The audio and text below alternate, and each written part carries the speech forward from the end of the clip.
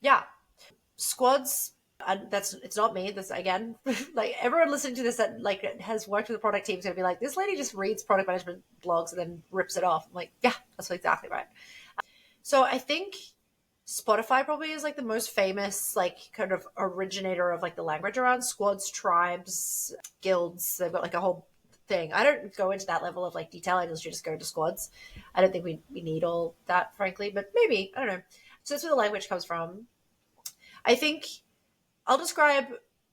I'm not going to describe the whole product management side of it. I think if you're interested, like there's some really great blogs from Spotify around how they've set up squads, tribes, and guilds in product management and engineering for various reasons. I think that whole infrastructure is like interesting. It's definitely inspiring, but I actually don't think it's necessarily fully applicable to people as a product, at least not in the way that most of us will implement this, because we aren't like there's a reason an analogy is an analogy, and it's not a perfect circle Venn diagram, right? Like there are things that are different. And I think the big thing that is different between HR and product management is, yes, we are building these products, but we are also the customer support team and the communications team and the marketing team. And that's just not true for product, right? They just create the product. So they have they have differences in how they need to structure. Okay, so with that said, squads. Squads are the idea that you come together in a group of people, usually around 6 people, to specifically focus on a problem or a part of a product. So there's different ways that squads could be kind of functionally set up, but you come around the idea of one product or one problem for a period of time. It might be 5 years. It might be 6 months. It might be one sprint, not one sprint, sorry, one quarter.